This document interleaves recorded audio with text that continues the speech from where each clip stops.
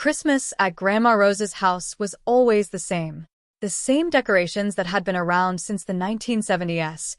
Before we continue, please hit the like button and subscribe. This story get darker before the sunrise, but trust me, the story is so sweet you will watch it twice. Let's dive in. The same green Jell-O salad that nobody ate, but everyone pretended to love. The same arguments about politics that Uncle Frank always started and Aunt Patricia always finished. The same feeling that I was the only person in the family who didn't quite fit. I'm telling you this so you understand that what happened that Christmas wasn't some heartwarming holiday miracle. It was chaos. It was betrayal. It was greed showing its ugly face. And it taught me more about my family in one day than I'd learned in 28 years of Christmas dinners. But I'm getting ahead of myself. It started the way it always did, with my cousin Brittany showing off. This year, it was her engagement ring, a rock so big it looked fake, perched on her perfectly manicured finger as she waved it around the living room. "It's 4 carats, she announced for the 5th time since arriving. Tiffany's. Blake flew us to New York just to pick it out. Blake was her fiancé, a hedge fund manager who wore his wealth like cologne. Too much, too obvious, and nauseating to be around. He stood behind Brittany, smiling his practice smile, the one that said he was accustomed to being the richest person in any room. "That's wonderful, dear," Grandma Rose said from her armchair by the fireplace. She was 87, thin as a rail, with white hair she still had professionally set every Friday. She'd been wearing the same Christmas sweater, red with a sequined Christmas tree, for as long as I could remember. My cousin Trevor smirked from the couch. "Must be nice. Some of us are still paying off student loans. Maybe if you'd gone to business school instead of getting that useless philosophy degree," Aunt Patricia said, not even looking up from her phone. "Philosophy teaches critical thinking, which apparently doesn't pay the bills." And we were off. The usual family dynamics playing out like a script we'd all memorized. Brittany preening, Trevor defending, Aunt Patricia criticizing, Uncle Frank drinking too much and laughing too loud. My parents sitting quietly in the corner, uncomfortable with the wealth and status everyone else in the family seemed obsessed with.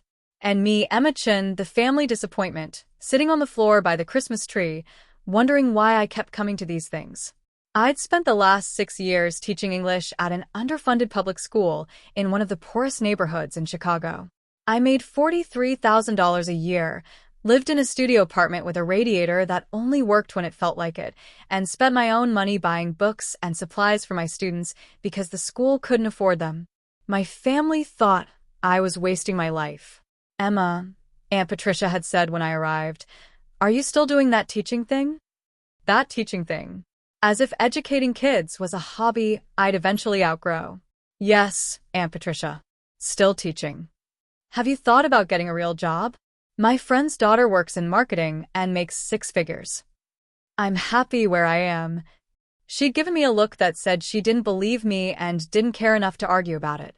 That was how my family saw me. The weird one who chose poverty over success, who cared more about making a difference than making money. They'd never understood why I turned down the consulting job offer after college. Why I chose teaching over a career that could have made me wealthy. The truth was, I didn't care about wealth. I'd seen what it did to people. I'd watched my extended family turn money into a competition, a measuring stick, a weapon. And I wanted no part of it. But sitting there on Christmas, watching Brittany show off her ring while Trevor sulked and my parents tried to become invisible, I felt the familiar pang of being the outsider. The one who didn't fit. The one nobody respected because respect in my family was measured in dollars. "All right, everyone," Grandma Rose said, her voice cutting through the chatter. "Time for presents." This was another family tradition. We did the gift exchange after dinner. Everyone gathered around the tree, passing around wrapped boxes that ranged from thoughtful to obligation bought from Target on the way over. Grandma Rose always gave the same thing, checks. $50 for each of us, handed out in Christmas cards with her shaky handwriting wishing us happiness and health. It was sweet, old-fashioned. Nobody expected more from an 87-year-old widow living on Social Security and her late husband's modest pension. "I have something special this year," Grandma Rose announced, pulling out a stack of envelopes from beside her chair. If it's another $50, Grandma, I'm going to have to report that to the IRS, Uncle Frank joked, already half drunk. Grandma smiled. Open them and see. She handed them out one by one. Brittany, Trevor, Aunt Patricia, Uncle Frank, my parents, my other cousins Jason and Michelle, and finally me. I opened mine, expecting the usual card with the usual check. What I saw made me blink. It was a check. But the amount wasn't $50. It was $5 million. I stared at it. Read it again. Blink some more. Very funny, Grandma, Brittany said, laughing. She'd already opened hers and was waving it around. $5 million. What is this, Monopoly money? Around the room, everyone was laughing. Uncle Frank held his check up to the light. Is this some kind of prank? Did you get these at a joke shop? Trevor was taking pictures of his check, probably planning to post it on social media with some ironic caption. It's adorable, Aunt Patricia said in that condescending voice she used when she thought someone was being cute but stupid. But Grandma, you really shouldn't joke about money like this. It's not funny. My parents opened theirs quietly, glanced at each other with confusion, but said nothing. Only I noticed that Grandma Rose wasn't laughing. She sat in her armchair, watching us all, her expression unreadable. There was something in her eyes. Sadness, maybe? Or perhaps satisfaction. Grandma, I said quietly, while everyone else kept laughing and making jokes, is this real? She looked at me, really looked at me, and something passed between us. Understanding, acknowledgement, recognition. Why don't you try depositing it and find out, sweetheart? Oh, please, Brittany said, rolling her eyes. Grandma lives in a rent-control department. She volunteers at the library. She clips coupons. Where would she get $5 million? Let alone $50 million to give to everyone? $56 million, Trevor corrected. There are 8 of us, plus Mom and Dad. That's $80 million total. My point exactly. Grandma, this is sweet, but nothing. Grandma Rose interrupted, her voice suddenly sharp. I gave each of you a gift. What you choose to do with it is your business. The room went quiet for a moment. Then Uncle Frank laughed, breaking the tension. All right, Grandma. Thanks for the joke. Now, where are the real gifts? Those are the real gifts. Grandma. I'm tired, she said, standing up with effort. I think I'll lie down. You all enjoy the rest of your Christmas. She shuffled toward her bedroom, moving slowly, one hand on the wall for support. Nobody helped her. They were too busy laughing about the checks, making jokes about what they'd buy with their millions. I'd pay off my student loans, Trevor said. I'd buy a yacht, Uncle Frank added. I'd donate it all to charity, Aunt Patricia said, and everyone laughed because they knew she'd do no such thing. Only I watched Grandma Rose disappear into her bedroom. Only I saw the way her shoulders slumped, like she was carrying a weight none of us could see. I looked down at the check in my hand, saw my name written in Grandma's shaky handwriting. Emma Chen. $5 million. Signed Rose Chen. There was even a memo line. For my granddaughter, who understands what matters. Everyone else had thrown their checks on the coffee table, already forgotten, already dismissed as a joke. But I folded mine carefully and put it in my purse. The rest of Christmas was typical. Too much food. Too much wine. Too much bragging from Brittany about her wedding plans, and too much complaining from Trevor about his job, and too much passive-aggressive commentary from Aunt Patricia about everyone's life choices. I left early, claiming I had to prepare for school. Classes resumed in a week. Nobody tried to stop me. My parents hugged me goodbye and slipped me a $100 bill for groceries, which they did every time they saw me because they worried I wasn't eating enough on my teacher's salary. I drove home to my studio apartment, climbed the 3 flights of stairs because the elevator was broken again, and sat on my bed in the dark, looking at the check. $5 million. It had to be fake, right? Grandma Rose lived simply. She wore the same clothes for decades. She reused tea bags. She saved wrapping paper from gifts to use again next year. Where would she have gotten $5 million? But then I remembered something. Years ago, I must have been 10 or 11. I'd been sick with the flu and stayed at Grandma's apartment while my parents worked. I was bored, feverish, and restless, and I'd gone snooping through her closet looking for old photo albums. I'd found a box instead, a small metal box with a lock on it. And being a curious kid, I'd picked the lock. It was simple, just a paper clip, and looked inside. There were papers, legal documents, stock certificates, things I didn't understand at the time, and a letter typed on official letterhead from a law firm, addressed to Rose Chen. I'd started reading it, but Grandma had come in and caught me. She hadn't yelled, hadn't even seemed upset. She'd just gently taken the box from me, locked it, and put it back in her closet. "Some things are private, Emma," she'd said. "When you're older, you'll understand about keeping secrets." I'd forgotten about it. Until now. What if those papers had been real? What if Grandma had money nobody knew about? I looked at the check again. It had a bank name I didn't recognize. First Continental Private Banking. I Googled it. The website was discreet, minimal, the kind of bank that catered to people with serious wealth. I sat there for an hour, arguing with myself. If I tried to deposit it and it bounced, I'd look like an idiot. The bank would probably flag me for attempted fraud. I could get in trouble. But if I didn't try, I'd spend the rest of my life wondering. I grabbed my coat and my phone, and I drove to the nearest branch of my bank, a regular consumer bank, nothing fancy. They had a night deposit box. If the check was fake, at least I'd find out through a letter in a few days rather than having to face a teller. I filled out a deposit slip, my hands shaking, put the check and the slip in an envelope, dropped it in the box. Then I drove home and spent the entire night staring at the ceiling, unable to sleep, wondering if I'd just made the biggest mistake of my life. The next morning, I checked my bank account online every 30 minutes. Nothing. By afternoon, still nothing. I went through my day in a daze. Went grocery shopping. Did laundry. Tried to read a book. Kept checking my phone. At 4:47 p.m., I got an email from my bank. Subject: Important. Please call regarding recent deposit. My stomach dropped. This was it. They'd figured out I tried to deposit a fake check. I was probably going to be arrested. With shaking hands, I called the number in the email. "First Federal Bank, this is Diane speaking. How can I help you?" "Hi, I got an email about a recent deposit. My name is Emma Chen." "One moment, Miss Chen." A pause. Then, in a different tone, "Miss Chen, I'm transferring you to our private banking division. Please hold." Private banking division? Since when did First Federal have a private banking division? A different voice came on. Male, smooth, professional. "Miss Chen, this is Robert Morrison. Thank you for holding. I'm calling regarding the deposit you made last night. Is there a problem?" "No problem at all. However, a deposit of this size requires special handling. I need to verify some information with you. Can you confirm the source of the funds?"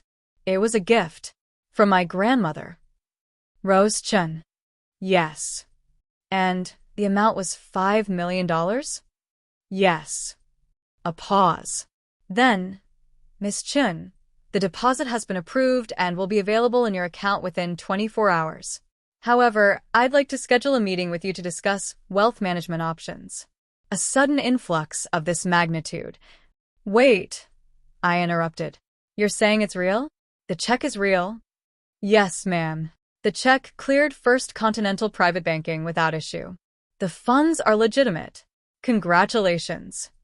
I couldn't speak, couldn't breathe, couldn't process what he was saying. "Ms. Chen, are you still there?" "I'm here. I can't believe this is happening." "I understand it must be overwhelming. Would you like to schedule that meeting? We can discuss investment strategies, tax implications, and... Can I call you back?" I need to think." "Of course. My direct number is on the email I'll send you. Please don't hesitate to reach out." After I hung up, I sat on my couch for 20 minutes, staring at the wall. $5 million. It was real. Grandma Rose had actually given me $5 million.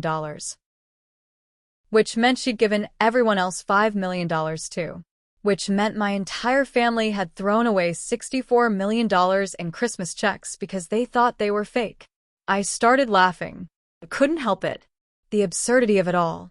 My rich, status-obsessed family, so convinced that Grandma was poor, so certain that wealth looked a certain way, that they'd literally thrown away millions of dollars without a second thought. Still laughing, still in shock, I grabbed my phone and called my mom. Emma? Honey, is everything okay? Mom, where's the check Grandma gave you for Christmas? The fake one? I think I left it on her coffee table. Why? It's not fake, Mom. It's real. I deposited mine. It cleared. There's $5 million being transferred to my account right now. Silence. Then, Emma, that's not funny. I'm not joking. Call your bank. Ask them about First Continental Private Banking. Then go to Grandma's and get that check before someone throws it away. Emma? Mom, I'm serious. The check is real. Grandma gave us all $5 million. I don't know where she got it, but it's legitimate. You need to get that check. Now. After I hung up, I called Grandma Rose. She answered on the third ring. Hello. Grandma, it's Emma. I deposited the check. A long pause. Then, softly. And it cleared. It's real. Grandma, where did you get $5 million? That's a long story, sweetheart. I have time. She sighed. Not over the phone. Can you come over? I'll be there in 20 minutes. Grandma Rose's apartment looked the same as always. Same worn furniture. Same doilies on every surface. Same smell of lavender and old books. But now I saw it differently. This wasn't poverty. This was choice. She made tea, the same cheap brand she'd been drinking for decades, and we sat at her small kitchen table. Your grandfather, she began, was a very smart man. Brilliant, actually. He worked as a janitor at a tech company in the 1980s. I remember. He cleaned offices. Yes. But he also listened. He heard conversations. He understood what the engineers were working on. And he saw potential. She sipped her tea. In 1985, he invested $5,000, all the savings we had, in Microsoft. Everyone thought he was insane. I thought he was insane. My eyes widened. Microsoft in 1985. Exactly. That $5,000 became $200,000 by 1990. He invested in Apple. In Amazon when it was just a bookstore. In Google before anyone knew what it would become. He had a gift for seeing value where others saw risk. Why didn't you ever tell anyone? Because your grandfather was a janitor, Emma, and I was a librarian. We lived simply because that's how we liked to live. But we also knew what money does to people. We saw what it did to my sister, your great-aunt Margaret. She inherited money, and it destroyed her family. Everyone fighting over it. Nobody trusting anyone. Relationships ruined by greed. So you hid it. We invested it. Grew it. And decided to wait until we were gone to give it away. But then your grandfather died and I was alone and I started thinking, why wait? Why not give it to you all while I'm still here to see what you do with it? But Grandma, if you have this much money, why do you live like this? Why clip coupons and reuse tea bags and... Because money doesn't make you happy, sweetheart. It just makes you comfortable. I am happy. I have everything I need. And I wanted to see which of my grandchildren understood the difference. The words hung in the air between us. The checks, I said slowly. This was a test. Not a test. An observation. I gave everyone the same amount, in the same way, with the same information. How each person responded told me everything I needed to know. Brittany laughed. Brittany has always measured worth in dollars. She couldn't conceive that I might have money because I don't display it the way she does. Trevor took pictures to make jokes on social media. Trevor is clever but cynical. He assumes everything is fake because he doesn't believe in sincerity. Aunt Patricia called it adorable. Patricia has always been condescending to those she perceives as beneath her station. And me. Grandma Rose reached across the table and took my hand. You asked if it was real. You were the only one who considered the possibility. And you were the only one who deposited it. Mom and Dad left theirs on your coffee table. I know. I threw them away this morning. I stared at her. You threw away $10 million? I gave them a gift. They rejected it. That was their choice. But Grandma. Emma, I meant what I wrote in the memo. You're the only one who understands what matters. You chose teaching over money. You spend your own salary on your students. You live simply not because you have to, but because it's enough. You understand what your grandfather and I spent our whole lives learning. Wealth is a tool, not a goal. Tears were running down my face. What about everyone else? Are you going to tell them? No. If they wanted the money, they should have taken me seriously. If they come asking, I'll simply say I was joking, and they'll believe me because they've already decided I'm a poor old woman. That's harsh. That's honest. Emma, I have lawyers. I have accountants. I have a will that distributes everything very carefully. But I wanted to do this one thing while I was alive. I wanted to see who would value it. And you were the only one. What do I do with $5 million? Whatever you want. It's yours, free and clear. No strings. No expectations. I only ask one thing. What? Don't tell your family. Not yet. Let's see what happens. What happened was chaos. 3 days after Christmas, my phone started blowing up. First, it was my mom. Emma, I went back to Grandma's to get the check. She says she threw it away. She says it was a joke. But you said yours was real. It was real, Mom. Then why would she throw ours away? I couldn't tell her the truth. Not yet. So I hedged. Maybe she thought you didn't want it? You left it behind. We thought it was fake. Maybe that hurt her feelings. There was a long pause. Emma, did you know about this? Did you know Grandma had money? Not until I deposited the check. This doesn't make sense. Why would she give you $5 million and not us? Because I took her seriously, I thought. Because I was the only one who respected her enough to consider she might be telling the truth. But I said, I don't know, Mom. You'll have to ask Grandma. Next came Brittany. Emma, is it true? Mom is saying you got $5 million and you didn't tell anyone? I found out the day after Christmas. I've been processing it myself. We all got checks, Emma. Why didn't mine work? Did you try depositing it? What? No, it was obviously fake. Then I guess you'll never know. That's not fair. You can't just, Emma, you have to share it. We're family. Brittany, Grandma gave us all the same thing. What we did with it was up to us. This is bullshit. Blake's lawyer is going to hear about this. She hung up on me.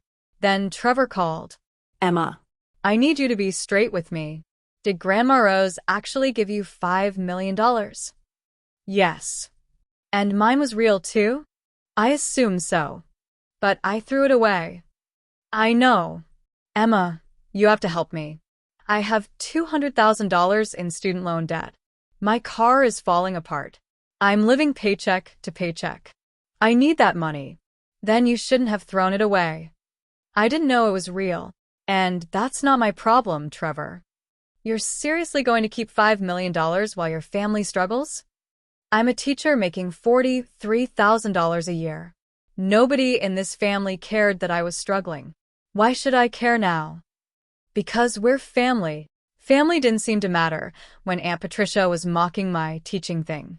It didn't matter when Brittany was bragging about her Tiffany ring while I was buying my clothes at Target. It didn't matter when Uncle Frank made jokes about my poverty. But now that I have something you want, suddenly we're family? Trevor hung up too. By the end of the week, I'd gotten calls, texts, and emails from every member of my extended family. All of them had the same message. It wasn't fair. I should share. They would have deposited their checks too if they'd known they were real. Only my dad called with a different message. Emma, he said, his voice tired. I'm proud of you. For what? For trusting your grandmother. For taking her seriously when nobody else did. Your mom and I, we should have known better. Rose has always been smarter than she lets on. We should have respected that. Dad, if you want, I can help. No. That's your money. Your grandmother gave it to you for a reason. Use it well. That's all I ask. What will you tell everyone else? The truth. That we made a choice, and choices have consequences. Your mother is angry now, but she'll come around. She knows Grandma was testing us. We failed the test. After he hung up, I sat in my apartment and looked around. At my thrift store furniture, my crowded bookshelves, my tiny kitchen, my life. $5 million could change all of this. But the question was, did I want it to? I spent the next week researching, learning about investments, taxes, wealth management. I met with the banker, Robert Morrison, who walked me through options. I hired a financial advisor and a lawyer. I set up accounts and trusts and did all the responsible things you're supposed to do when you suddenly have millions of dollars. And then I went back to teaching. The first day of the new semester, I walked into my classroom at 7 a.m. like always. Set up my lesson plans like always. Greeted my students like always. Nothing had changed. And everything had changed. Miss Chun, said Marcus, one of my sophomore students, did you have a good Christmas? I did, Marcus. Did you? It was all right. My mom got extra shifts at the hospital, so we had more food than usual. And my sister got some new shoes from the donation drive at church. I looked at Marcus, brilliant kid, straight-A student, working a part-time job at 16 to help his family with rent, and made a decision. After class, I called my financial advisor. I want to set up a scholarship fund, I said. Full-ride scholarships for students at my school. Priority given to kids with financial need and strong academic performance. How much are you thinking? $2 million to start. I want it to be sustainable, generating enough interest to fund at least 5 full scholarships per year indefinitely. That's very generous. That's the point. Within a month, the Chun Family Scholarship Fund was established. I didn't put my name on it, just named it after my grandparents. The first round of scholarships would be awarded at the end of the year. But I didn't stop there. I called the school administration. I'd like to make an anonymous donation to the English department. For books, supplies, technology, whatever the teachers need but can't afford. How much were you thinking? How much do you need? Ms. Chun, our budget is pretty stretched. Even $5,000 would make a huge difference. I'll give you $200,000. Silence. Then, I'm sorry, did you say 200,000? Yes. Anonymous. I don't want any recognition. Just use it for the students.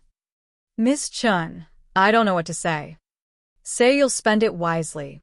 I still lived in my studio apartment. Still drove my 10-year-old car. Still bought my clothes at Target and my groceries at discount stores. But I was doing it by choice now, not necessity. Because Grandma Rose was right. Money doesn't make you happy. It just gives you options. And I chose to use my options to help others. Meanwhile, my family was imploding. Brittany hired a lawyer to contest Grandma's gift, arguing that the old woman wasn't of sound mind. The lawyer took one meeting with Grandma Rose, looked at her legal documents, and dropped Brittany as a client. Trevor started a GoFundMe to help with his student loans, claiming his grandmother had scammed the family.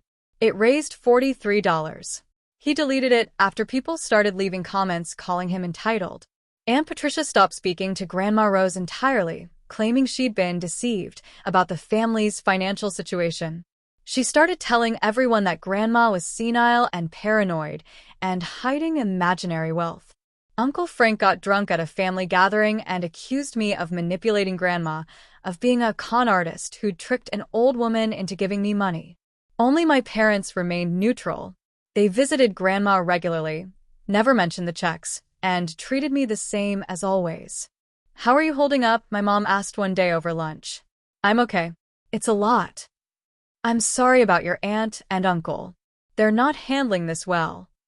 They're mad I have something they want. They're mad at themselves, my mom corrected, for not taking their grandmother seriously, for being so quick to judge, for valuing appearances over substance. She reached across the table and squeezed my hand. I'm sorry we were like that too, Mom. No, I mean it. We should have trusted Rose. She's the smartest woman I know. If she gave us a check for $5 million, we should have at least considered it might be real. Emma, I'm proud of you. You're doing exactly what your grandmother hoped you would do, using the money to make a difference, not to make yourself look important. How did you know what I'm doing with it? She smiled. Because I know you. And because I saw the announcement about the Chin Family Scholarship Fund. That's your grandparents' name. It didn't take a genius to figure out who funded it. Please don't tell anyone. Your secret is safe with me. 6 months after Christmas, I got a call from an unknown number. Miss Chen? This is Detective Sarah Rodriguez with the Chicago Police Department. I'm calling about a fraud investigation. My stomach dropped. What kind of fraud? We've received multiple reports claiming you defrauded an elderly woman out of $5 million. A Rose Chen. Do you know her? She's my grandmother. And I didn't defraud her. She gave me a gift. That's what we determined. We've closed the investigation. Your grandmother's lawyer provided documentation showing the gift was legitimate and made while she was of sound mind. However, I wanted to give you a heads up. Your family members are persistent. They've filed multiple reports. Who filed them? I can't share that information. I just wanted you to know it's being handled. You're not in any trouble. After she hung up, I called Grandma Rose. Someone reported me for fraud. I know. Multiple someones, actually. Brittany. Patricia. Frank. They went to the police? They did. And the police talked to my lawyer, who provided all necessary documentation. The investigation is closed. They have no case. Grandma, this is insane. Our own family is showing their true colors. Emma, I'm 90 years old. I could die tomorrow. And when I do, the rest of my estate will be divided very specifically according to my will. Your family members are panicking because they're starting to realize they might not get what they think they deserve. What's in your will? That's between me and my lawyer. But I will tell you this. People who reported my granddaughter for fraud aren't high on my list of beneficiaries. A year after Christmas, Grandma Rose called a family meeting. Everyone showed up, Brittany and Blake, Trevor, Aunt Patricia, and Uncle Frank, my parents, cousins Jason and Michelle, and me. We gathered in Grandma's small living room, crammed onto her old furniture, tension so thick you could cut it with a knife. Grandma sat in her armchair, looking friendlier than I'd ever seen her, but her eyes were sharp. I asked you all here, she began, because I've made some decisions about my estate. Everyone leaned forward. As you all know by now, I am not poor. I've been managing a considerable fortune for many years. Last Christmas, I gave each of you a gift of $5 million, which you said was a joke. Aunt Patricia interrupted. I said no such thing. I gave you checks. You decided they were jokes. Only Emma took me seriously. Because Emma manipulated you. Emma, Grandma Rose said, her voice hardening, trusted me. She respected me. She considered that I might be telling the truth. The rest of you were so convinced that wealth looks a certain way, that poor people can't have money, that you dismissed the possibility without even checking. That's not fair. What's not fair, Grandma Rose interrupted, is that you, Patricia, called me senile. That you, Frank, called my granddaughter a con artist. That you, Brittany, tried to have me declared incompetent. That you, Trevor, publicly claimed I scammed you. The room went silent. I gave you all the same gift. How you responded revealed your character. Emma took me seriously and deposited her check. She's used the money to create scholarships, support her school, and help students who remind her of herself. She still lives in the same apartment. Still drives the same car. Still teaches because she loves it, not because she has to. Grandma looked at each family member in turn. The rest of you immediately assumed I was too poor, too stupid, or too senile to have real money. You laughed at me, dismissed me, and when you learned Emma's check was real, you didn't celebrate her good fortune. You resented her, accused her, tried to have her investigated for fraud. Grandma, Brittany said, her voice small, we were just confused. We didn't understand. You weren't confused. You were greedy. And more importantly, you were disrespectful. For years, you've all treated me like a burden. like a poor relative you have to tolerate at holidays. You've mocked my lifestyle, pitied my poverty, and patronized me. That's not true. It is true, Patricia. And I let you because I wanted to see who would love me without wealth, who would respect me without status, who would take me seriously despite appearances. Grandma Rose pulled out a document. This is my updated will. Upon my death, the bulk of my estate, approximately $45 million, will go to Emma. She's proven she'll use it responsibly. The chaos erupted. Everyone shouting at once. Brittany crying. Uncle Frank red-faced and angry. Aunt Patricia threatening lawyers. Grandma Rose just sat there calmly, waiting for the noise to die down. I'm not finished, she said finally, and something in her tone silenced everyone. The remaining funds will be distributed as follows. Your parents, Emma's mom and dad, will receive $2 million for being the only ones besides Emma who didn't make accusations or demands. They accepted their choice and lived with the consequences. My mom started crying. My dad looked stunned. Jason and Michelle, Grandma continued, addressing my younger cousins who'd been quiet throughout all of this, will each receive $1 million. You didn't deposit your checks either, but you also didn't participate in the attacks on Emma. You simply moved on. Jason and Michelle looked at each other, speechless. The rest of you, Grandma Rose looked at Brittany, Trevor, Aunt Patricia, and Uncle Frank, will receive $100,000 each. Not because you deserve it, but because you're family, and I'm not cruel. Consider it a final lesson in gratitude. 100,000? Brittany's voice was shrill. After Emma gets $45 million? Emma gets $45 million because she earned it. Not with work, but with character. She was the only one who treated me like I mattered. The only one who considered my gift might be real. The only one who didn't try to destroy her own cousin when she discovered the truth. This is ridiculous. Uncle Frank stood up, his face purple. You're senile. This will is invalid. We'll contest it. You can try, Grandma Rose said calmly. But I've had 3 different doctors evaluate my mental competence in the past month. I've had my lawyers document everything. Aunt Patricia stood. I will not sit here and be insulted. Come on, Frank. We're leaving. They stormed out. Brittany followed, sobbing. Trevor lingered for a moment, looking at Grandma Rose with something like regret, then left without a word. The room felt bigger with just my parents, my cousins, Grandma, and me. I'm sorry you had to see that, Grandma said quietly. No, I said. I think we all needed to see it, to understand what this year has really been about. My mom crossed the room and hugged Grandma Rose. I'm sorry, Rose. I'm so sorry we didn't take you seriously. You made a mistake, but you owned it. That's what matters. After everyone left except me, Grandma Rose asked me to stay. Emma, there's something else I need to tell you. Something I haven't told anyone. What is it, Grandma? I'm dying. The words hit me like a physical blow. What? Pancreatic cancer. Stage 4. I have maybe 3 months, probably less. No. No, Grandma, you need to fight it. We can get treatment. I'm 88 years old, sweetheart. I've lived a good life. I'm ready. I'm not ready. I need you. She took my hand. That's why I did all of this now. I wanted to see how everyone would handle wealth while I was still here to witness it.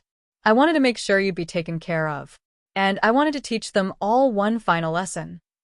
Which is, that respect isn't about money. Love isn't about wealth. Family isn't about inheritance. It's about showing up, paying attention, treating people with dignity regardless of what they have or don't have. She squeezed my hand. You're the only one who understood that, Emma. You're the only one who saw me as a person, not a bank account. Because you raised me that way. I did. And your parents did too, though they forgot for a moment. But you never forgot. Even when your cousins had more, were more, seemed more, you never measured your worth by their standards. You knew what mattered. I laid my head on her shoulder, like I used to when I was little. What do I do with $45 million, Grandma? Whatever brings you joy and helps others. That's the only requirement. Grandma Rose died 3 months later, on a Tuesday morning in April. She died peacefully in her sleep, in her own bed, in the apartment she'd lived in for 40 years. The funeral was small. My parents and I, Jason and Michelle. A few friends from the library where she'd volunteered. Her lawyer. Her doctor. Brittany, Trevor, Aunt Patricia, and Uncle Frank didn't come. They sent flowers with a card that said, "In loving memory," which felt like an insult given what they'd said about her while she was alive. After the funeral, the lawyer read the will officially. Everything was exactly as Grandma had outlined at the family meeting. The inheritance had been transferred before she died, so there was no estate to probate. She'd been thorough, strategic, brilliant until the end. Within a week of the will being read, I got served with papers. Brittany, Trevor, Aunt Patricia, and Uncle Frank were suing me, claiming I'd exercised undue influence over a vulnerable elderly woman. Their lawyer laid it out clearly. They believed I'd manipulated Grandma Rose into changing her will, that I'd isolated her from the family, that the Christmas check situation had been part of my long-term scheme to steal their inheritance. I called my lawyer, who'd been expecting this. "They have no case," he said. "Your grandmother documented everything. We have recordings of family dinners where they mocked her. We have the police reports they filed falsely accusing you of fraud. We have testimony from her doctors, her banker, her friends. And, most importantly, we have the Christmas checks." "What about the Christmas checks?" "Your grandmother kept all of them, the ones everyone else threw away. She had them in her safety deposit box, along with a notarized statement explaining exactly why she gave them and exactly how each person responded. It's a roadmap of character assessment. No judge will side with people who literally threw away $5 million and then sued when someone else didn't." He was right. The case was dismissed within 3 months. The judge called it frivolous and ordered them to pay my legal fees. They appealed. That was dismissed too. Finally, a year after Grandma Rose's death, it was over. I could tell you that my family reconciled. That Brittany and Trevor and Aunt Patricia and Uncle Frank eventually apologized, and we all became close again. But that would be a lie. The truth is, we don't speak. Brittany sends me a Christmas card every year, probably out of obligation, but we haven't had a real conversation since the funeral. Trevor sends occasional texts asking for loans, which I don't respond to. Aunt Patricia and Uncle Frank act like I don't exist. My parents visit often. We have dinner every Sunday. They use their $2 million to pay off their mortgage, take a long-delayed vacation to see the world, and donate to causes they care about. They're happy, comfortable, still the same humble people they always were. Jason and Michelle both went back to school with their inheritance. Jason's studying to be a social worker. Michelle's in medical school specializing in community health. We get together sometimes, and they've told me they're grateful the inheritance was small enough to be useful, but not large enough to be corrupting. As for me, I still teach. Still at the same school. Still in the same classroom. But now the classroom has new computers, new books, new supplies. The school has a renovated library. The teachers have better resources.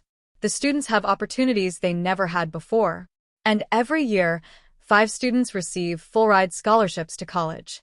Students like Marcus, who's now a sophomore at Northwestern studying engineering. Students like Jasmine, who's pre-med at Stanford. Students who work hard, who dream big, who just need a chance. I bought a house eventually. Nothing extravagant, a 3-bedroom craftsman in a middle-class neighborhood. I paid cash. I have a guest room for when my parents visit, a home office where I grade papers, and a garden where I grow vegetables. I drive a Honda Civic. I shop at Target. I clip coupons sometimes, not because I need to but because Grandma Rose did, and it makes me feel close to her. I date occasionally. Nothing's serious yet. Most men I meet either don't believe I have money, they assume I'm a broke teacher, or they find out and suddenly become very interested. I'm learning to tell the difference. I travel during summer breaks. I've seen parts of the world Grandma Rose used to tell me about. I take my parents sometimes.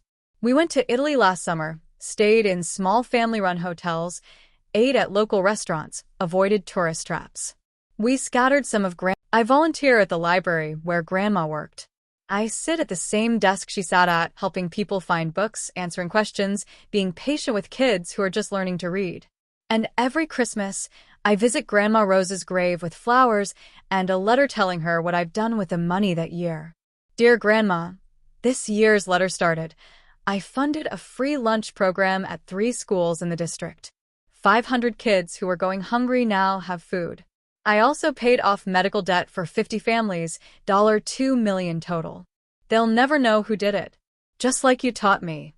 I tell her about the scholarship recipients, about the teachers I've helped, about the community programs I've funded, about every quiet act of generosity I've been able to do because she trusted me with her fortune. And I always end the same way. Thank you for seeing me, for knowing I would understand, for teaching me that wealth is a responsibility, not a privilege. I hope I'm making you proud. 5 years after the Christmas when Grandma gave everyone $5 million checks, I was invited to speak at a charity gala. They wanted someone to talk about unexpected wealth and responsible giving. I almost said no. I don't like attention. Don't like being in the spotlight. But the charity was funding literacy programs in low-income neighborhoods, and I couldn't say no to that. So I stood on a stage in front of 300 people in evening gowns and tuxedos and told them my story.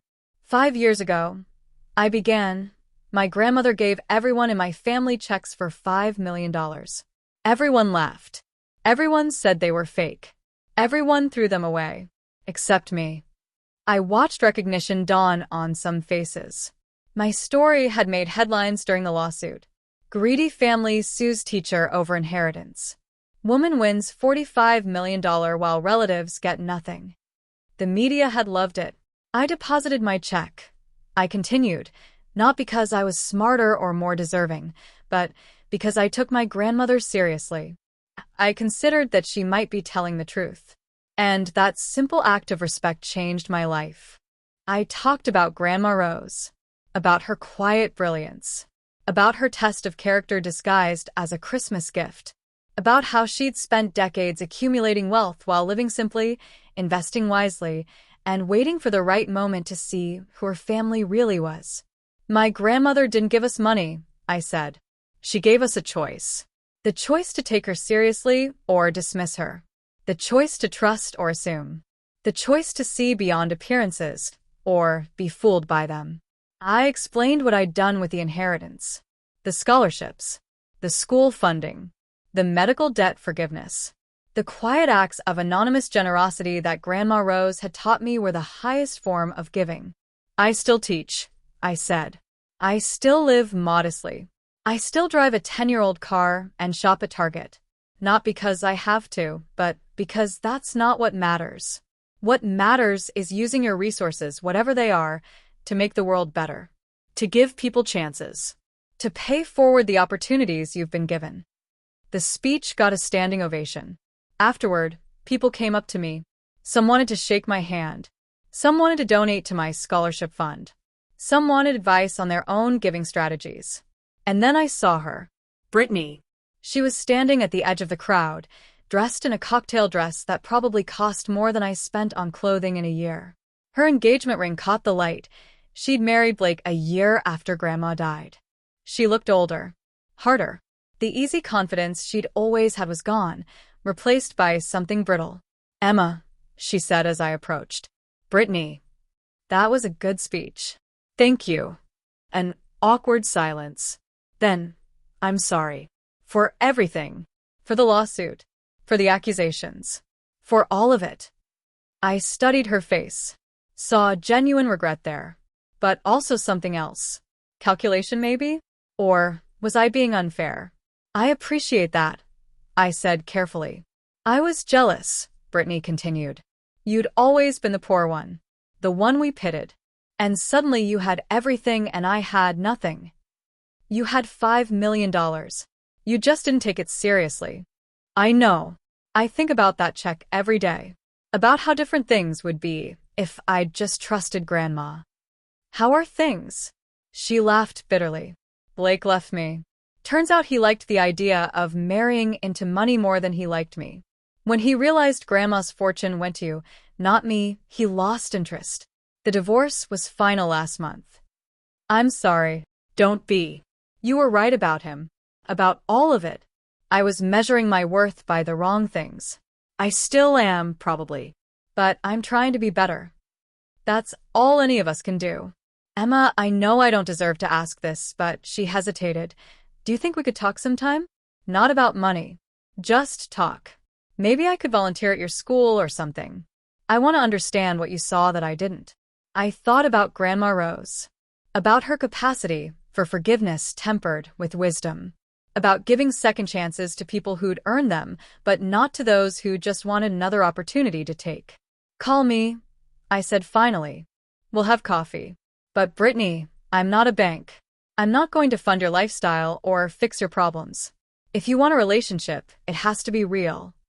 I understand. And Emma, Grandma was right about you. You were always the best of us. We just didn't want to see it. That conversation with Brittany was 2 years ago. We've had coffee a few times. Talked about life, about regret, about learning lessons the hard way. She did volunteer at my school for a while, helped organize a fundraiser, actually showed up for a few reading programs. I don't know if we'll ever be close. Too much has happened. But we're civil. We're working on it. That's something. Trevor reached out last year. He'd paid off his student loans. Took him 6 years of hard work and sacrifice, but he did it. He said it taught him more than any philosophy degree ever could. He's teaching now, too, at a community college. We get lunch occasionally. He doesn't ask for money anymore. Aunt Patricia and Uncle Frank sent a Christmas card this year. First one in 7 years. It said, "Hope you're well." Nothing more. I sent one back. Sometimes that's enough. 10 years after the Christmas when Grandma Rose gave everyone $5 million checks, I stood in front of my classroom full of students and made an announcement. I'm retiring from teaching, I said. The room erupted in protests. No, Miss Chun, you can't. Who's going to teach us? Let me finish, I said, smiling. I'm retiring from classroom teaching. But I'm not leaving education. I'm starting something new. I'd spent the past year planning it. Bought an old building in the neighborhood. Renovated it completely. Hired staff. Created programs. It's called the Rose Chin Community Learning Center, I explained. It's a place where students can come after school for free tutoring, college prep, career counseling, and mentorship. Where adults can take GED classes or learn new skills. Where families can get help with financial literacy and planning. Like a school but better? One student asked. Like a resource center. For anyone who needs it. And it's completely free. I'd spent $10 million building it. Another $5 million for an endowment to keep it running indefinitely. It was the single largest project I'd undertaken, and it terrified me. But it also felt right. Because this was what Grandma Rose had been doing all along. Quietly helping people. Creating opportunities. Making a difference without needing recognition or thanks. The center opened in September. Within a month, we were serving 200 students and 50 adults. Within a year, we'd expanded to offer job training, mental health services, and legal aid. I work there now, not as a teacher, but as a director. I coordinate programs, meet with families, help connect people to resources. Some days I still teach. Can't quite give it up entirely. But mostly I work behind the scenes doing what I do best, seeing people who need help and quietly providing it. This year marks 15 years since the Christmas when everything changed. I'm 43 now. Still single, though I'm dating someone promising, a social worker who volunteers at the center and has no idea how much money I have. I'll tell him eventually, after I'm sure he loves me for me. My parents are in their 70s, healthy and happy. They travel often, volunteer regularly, and treat every day like the gift it is. We have Sunday dinners still. That never changes. The scholarship fund has sent 75 students to college. 12 have graduated so far. 3 are in graduate school. 1 is a teacher. 2 are doctors. 1 started a nonprofit. They're all doing exactly what Grandma Rose hoped they would do, using their opportunities to create more opportunities for others.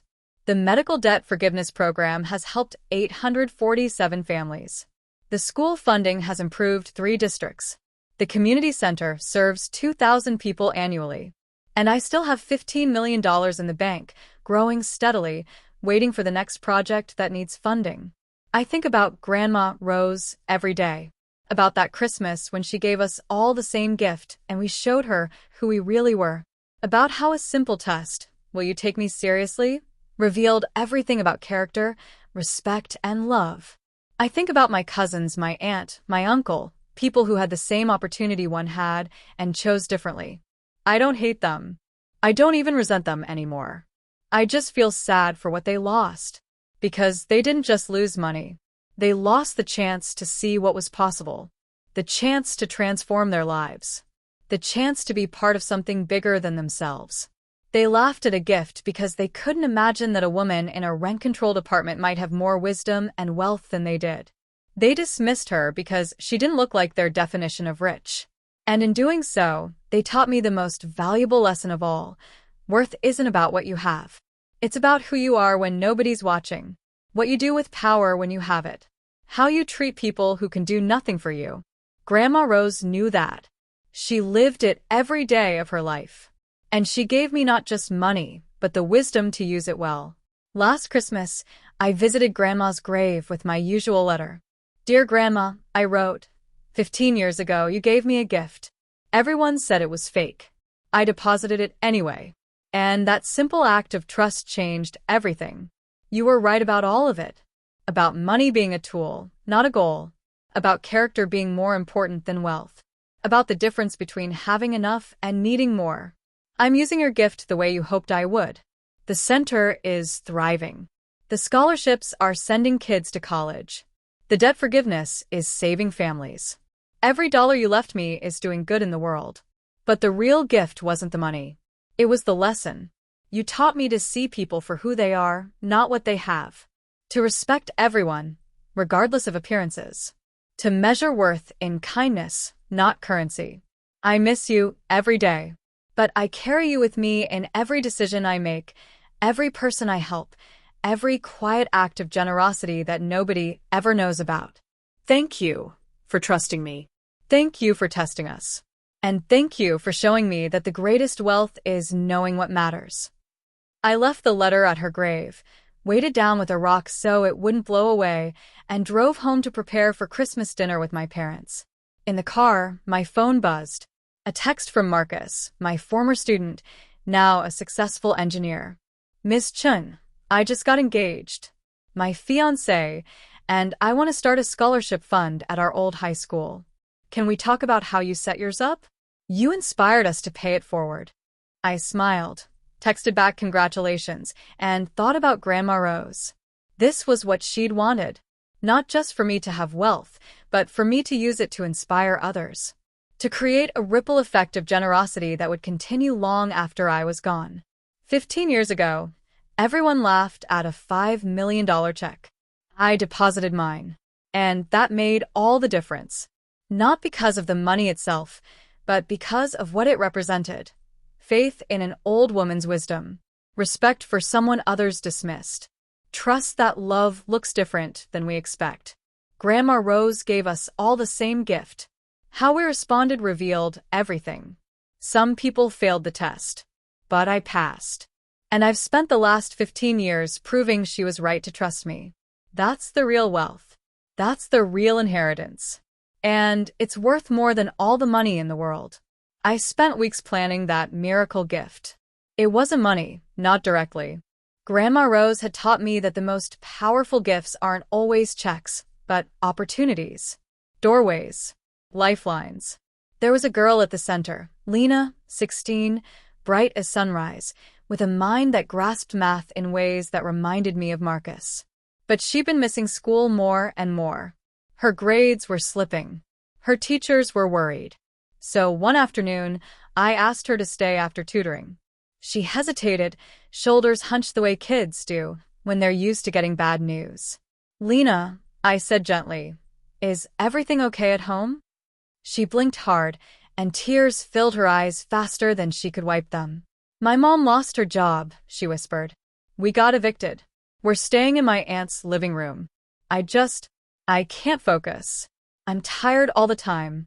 I felt something deep in my chest crack, an old familiar ache, one Grandma knew too well. Poverty steals more than comfort. It steals possibility. I didn't hug her. Sometimes that scares kids who aren't used to tenderness, but I leaned closer. Lena, what would you do if things were stable? If you had what you needed? She sniffed. I'd go to college. I want to study physics. Maybe engineering. But that's stupid.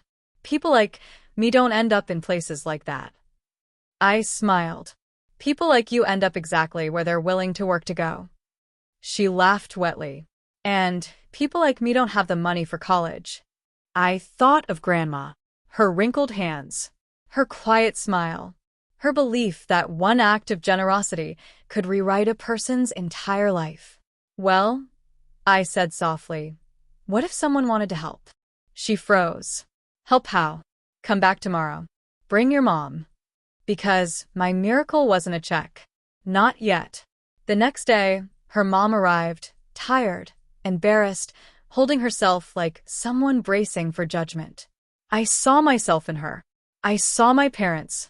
And I saw the woman Grandma Rose had always championed, someone doing everything she could with too little. We talked. I listened. I asked questions. I explained the center's programs. And then I gave them the real miracle. A 2-bedroom apartment, fully furnished, rent-free for a year. A job placement meeting for her mom with our partner organization. A scholarship account, already funded for Lena's future, quietly, anonymously, just the way Grandma would have done it. Lena burst into tears. Her mom covered her face with her hands and sobbed. Why? She choked out. Why us? Because someone once gave me a chance, I said. And now it's my turn. They left the center with hope in their eyes, fragile, new, but real. And that night, as I sat at my desk writing this year's letter to Grandma Rose, I added a new line. Dear Grandma, I pass forward another miracle today, just like you taught me. I placed the letter in the drawer with all the others, beneath the framed Christmas check she'd given me 15 years ago, the one that had changed everything. And then my phone buzzed. A text from an unknown number. Hi, is this Miss Chin? Someone told me you help people. I didn't know who else to call. I stared at the message, feeling the familiar pull. Another door. Another chance. Another miracle in the making. I picked up the phone. Hello? This is Emma. The voice on the other end was shaky. Young, male, nervous. Hi. My name's Erin. I got your number from Mrs. Patel at the community center. She said you're someone who actually listens. I leaned back in my chair, my heartbeat steady. I do my best. Tell me what's going on. There was a long silence, just breathing. Then, I think I'm about to get kicked out. Tonight. I closed my eyes. Not again. Not another kid on the verge of falling through the cracks. Where are you right now? I asked. At home. My dad's been drinking since noon. He's mad because I told him I didn't want to quit school to work full-time at the warehouse with him. He said if I don't start paying rent, I can pack my things. How old are you, Erin? 17. 18 in 2 months. A minor. Almost an adult. Old enough to be blamed for everything. Too young to escape. Is anyone else home? I asked. No. My mom left last year. My sister moved out at 19. It's just me and him now. His voice cracked. I don't want to end up like him. I swear I don't. I want a chance. My chest tightened. Grandma Rose had always said the same thing. Some people don't need saving. They need a door that isn't locked. Okay, Erin, I said quietly. I'm going to help you. But first, are you safe right this second? Is he hurting you? No. He just yells. A lot. Breaks things. Not me. Yet. All right. I want you to go to your room, close the door, and stay on the phone with me. I heard footsteps. A door shutting. A lock clicking. Okay, he whispered. Good. Now listen carefully. Tonight, you're not staying there. We're going to get you somewhere safe. Safe. He said the word like it was a foreign language. Yes. Safe. Do you have a backpack? A small one. Pack enough clothes for a couple of days. Your school things. Any important documents if you have them. Keep the phone with you. But where will I go? I don't have anywhere. You'll come to the center, I said. We have emergency housing partners. You'll meet with a counselor in the morning. We'll figure out school, work, everything. You're not alone. He let out a breath that sounded like a sob. No one's ever said that to me, he whispered. You're not alone, I repeated. I stayed on the line the whole time as he packed, breathing fast like he expected the walls to collapse around him. When he was ready, I arranged a rideshare to pick him up at the corner of a street, far enough from the house to avoid a confrontation. Walk calmly, I instructed. If your dad sees you, tell him you're going to get milk. Don't argue. Just go. He followed every step, terrified but determined. When the car arrived, I heard the click of the door shutting. Then, I'm in. Good. You're safe now. He cried quietly for the rest of the ride. I waited outside the center as the car pulled up, arms folded, heart steady. When Aaron stepped out, he looked smaller in person, thin, exhausted, wearing a hoodie 2 sizes too big, backpack slung low. He froze when he saw me. You're really here, he said softly, like he didn't quite believe it. I told you I would be. And for the first time, I understood exactly what Grandma Rose must have felt. Those quiet moments of choosing to show up again and again, even when nobody else did. I led him inside, signed him into the emergency housing program, got him food, clean clothes, a quiet corner to breathe. And when he finally looked up at me, eyes red but hopeful, he said, Why are you helping me? You don't even know me. I smiled gently. Because someone once helped me, I said, and I'm here to pass it on. He nodded slowly, as if absorbing the idea that kindness could exist without conditions. I left him with one of our staff counselors and walked out into the night, inhaling the cold air like it was a reminder that the world was full of errands, full of Linus, full of people one step away from falling, and one act of compassion away from rising. My phone buzzed again. Ms. Chen, are you still helping people? I really need you. Another unknown number. Another life about to collide with mine. I exhaled, bracing myself. Okay, I whispered into the night. I'm listening. And I answered the call. The new message blinked on my screen. Ms. Chen, are you still helping people? I really need you. Another unknown number. Another life on the edge. I tapped call back. A woman answered almost immediately. Her voice was shaky, breathless, like she had been crying for hours. Hello? Is this Emma Chen? Yes. Who am I speaking with? It's Kayla. I'm sorry to bother you. I know you're busy. Mrs. Patel gave me your number. She said you help people who don't qualify for, official help. There was something in her voice, fear mixed with resignation.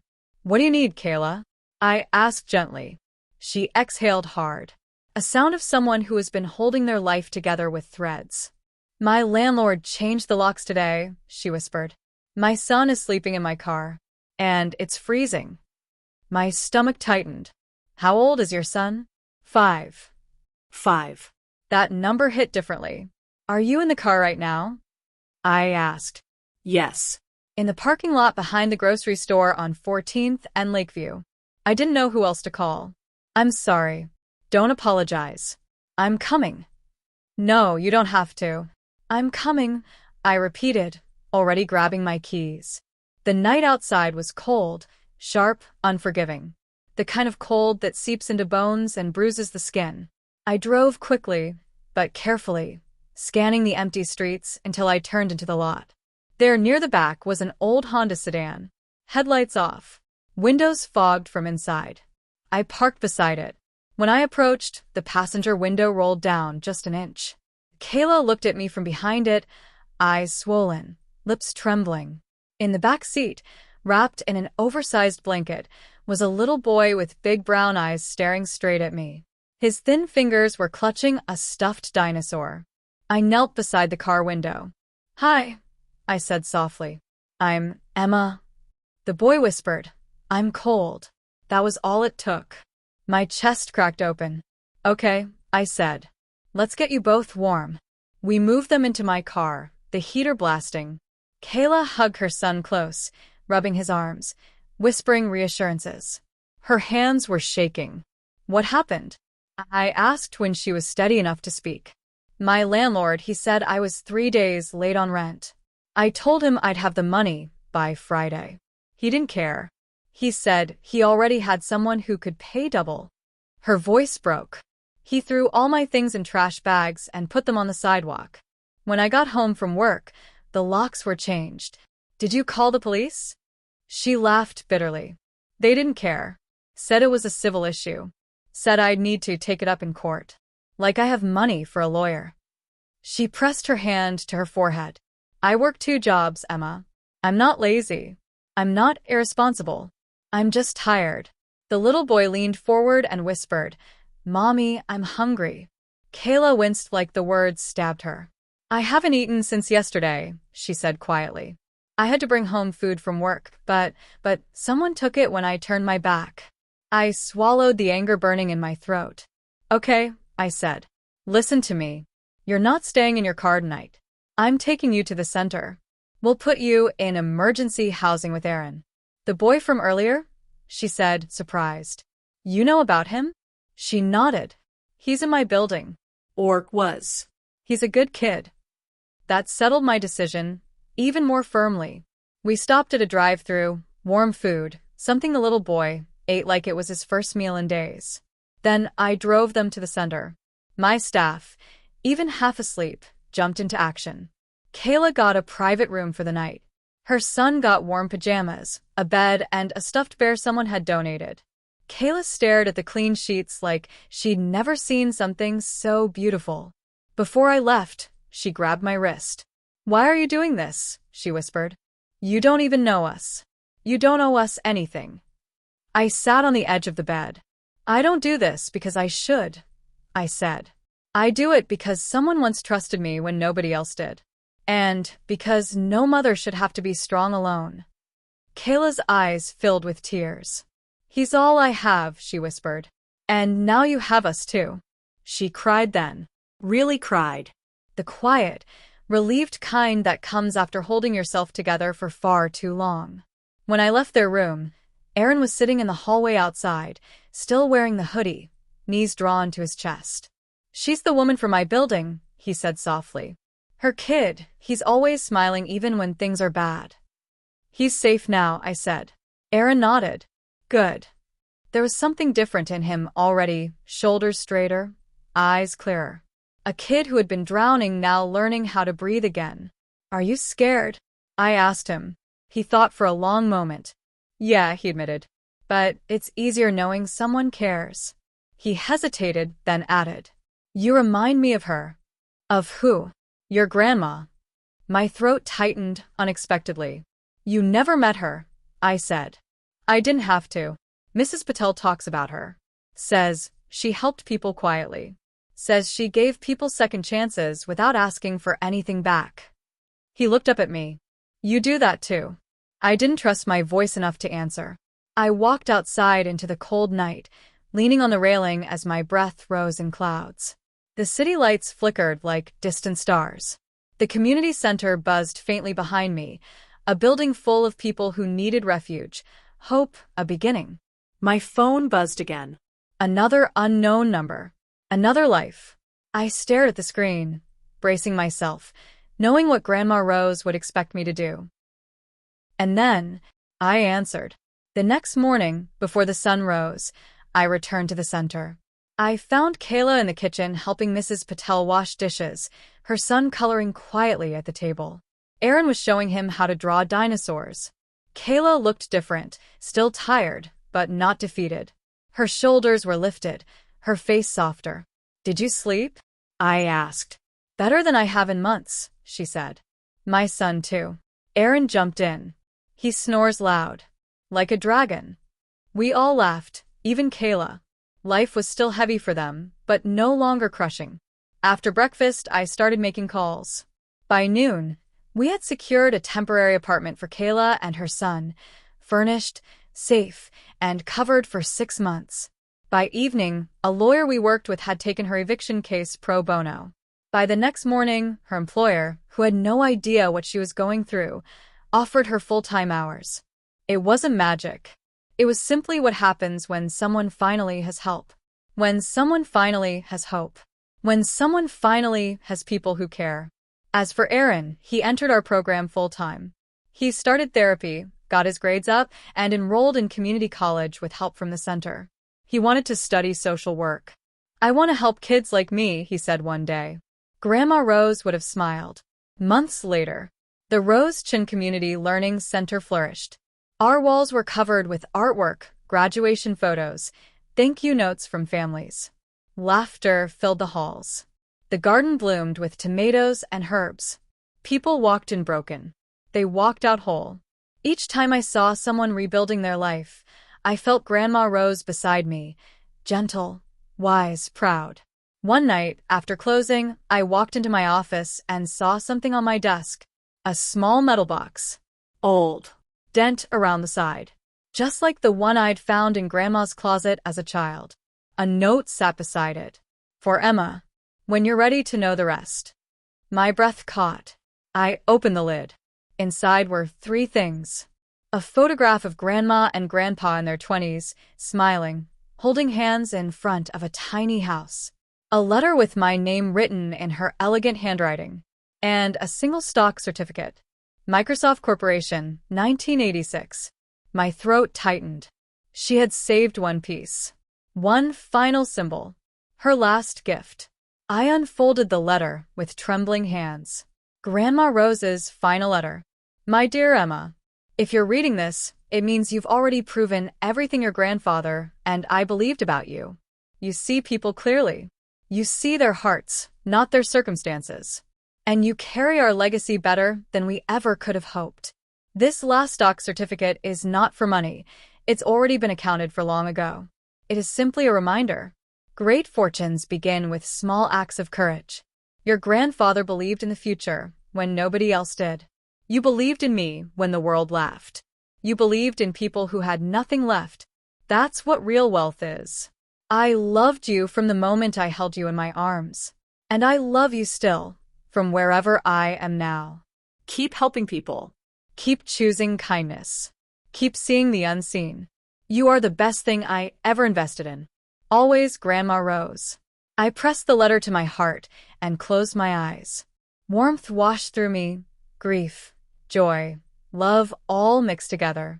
There in my quiet office, I whispered, "I hope I made you proud." I already knew the answer. Years later, the center expanded, first to 2 buildings, then 3. Donors supported it. Former students returned as volunteers, teachers, social workers, mentors. Erin became a counselor. Kayla became a housing advocate. Her son became a straight-A student, then a scholarship recipient. And every Christmas, I visited Grandma's grave. Every Christmas, the center hosted a no-cost dinner for anyone who needed warmth. Every Christmas, someone cried with relief because they finally felt seen. And every Christmas, I remembered. One check, one choice, one act of trust. One woman who refused to be underestimated. It changed my life. It changed hundreds of lives. It will change thousands more long after I'm gone. Because that's the real legacy. The quiet ones. The humble ones. The ones who choose love when it would be easier to walk away. Grandma Rose wasn't rich because she had money.